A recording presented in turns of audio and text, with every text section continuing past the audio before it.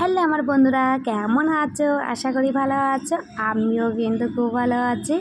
আর আজকে জানো তো আমার মাথাটা খুবই যন্ত্রণা করছে, কোনো কাজ করতে পারছি না। মাথার মধ্যে ভাবছি গালে হাত দিয়ে কী করব না করব, আর কি রান্না করব না করব, কিছুই মাথার মধ্যে ঢুকছে না। বসে বসে ভাবছি কি রান্না করা যায়। রোজ তো একভাবে খাই, আজকে যদি কিছু আলাদা আলাদাভাবে রান্না করা যায় তাহলে কেমন হয় বলো তো। তো আমি ভাবছি যাক, এটা যতক্ষণ ভাবছি তাহলে এটাই করি। আবার ভাবছি না কি করব, এটা করলে ভালো লাগবে না ওটা করলে ভালো লাগবে, আমি শুধু এটাই ভেবে যাচ্ছি। সত্যি কথা কী বলো তো, আমার ছোটো ছেলের না খুবই শরীরটা খারাপ, কালকে রাতের থেকে ভীষণ শরীরটা খারাপ। আর আমার চুলগুলো দেখো কী অবস্থা।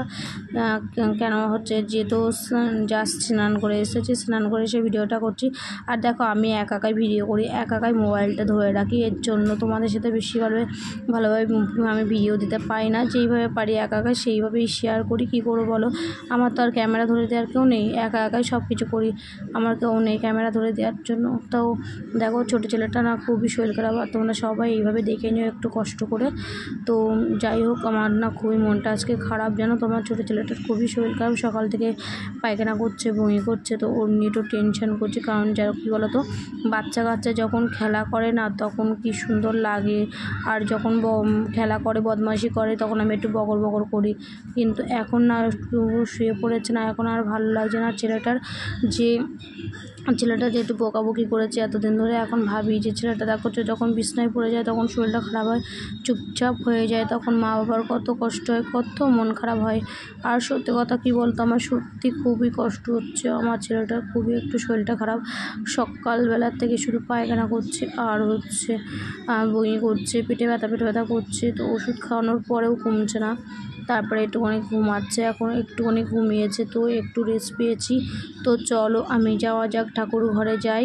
তো এই দেখো ঠাকুর ঘরে চলে এসেছি, আমি পুজোটাও দিয়ে দিয়েছিলাম। তো তোমাদের সাথে দেখাতে ভুলে গেছিলাম, ভাবলাম যে একটু আবার ভিডিও করে নিই। তো পরে আমি আবার ভিডিওটা করে নিই, তোমাদের সাথে শেয়ার করছি। তো এই যে মা দেখো, আজকে বৃহস্পতিবার, তোমরা সবাই জানো তো বৃহস্পতিবার দিন দেখো মায়ের মুখটা দেখো কত সুন্দর। আজকে কিন্তু অনেক বছর হয়ে গেল মায়ের এই মূর্তিটা, কিন্তু অনেক দিন, পাগুলো দেখো কি সুন্দর লাগছে দেখতে। আমার বাবা ভোলেনাথ উপরে রেখে দিয়েছি। আর আজকে বৃহস্পতিবার তোমরা সবাই জানো। তো তারপরে চলে আসলাম রান্নাঘরে। দেখো আমি কী সবজি নিয়ে নিয়েছি মটর, বটবটি নিয়ে নিয়েছি, কাঁচকলা নিয়ে নিয়েছি, আম নিয়ে নিয়েছি, উচ্ছে নিয়ে নিয়েছি, পটল নিয়ে নিয়েছি। তো এইগুলো দিয়ে কী করবো বলো তো, এইগুলো দিয়ে সব ঘেঁটবো না রান্না করব, তো কী করবো। তো চলো তারপরে দেখো পান্তা পাত্র হয়েছে, কালকে রাত্রেবেলা ঠিক মতন খাওয়া হয়নি, তো পান্তা পাত্র হয়েছে। তো পান্তা ভাত দিয়েই আমি একটুখানি খেয়ে নেবো। তো দেখি পান্তা ভাত কিন্তু গরমের সময় খুবই উপকার, কিন্তু আমার খুবই ভালো লাগে।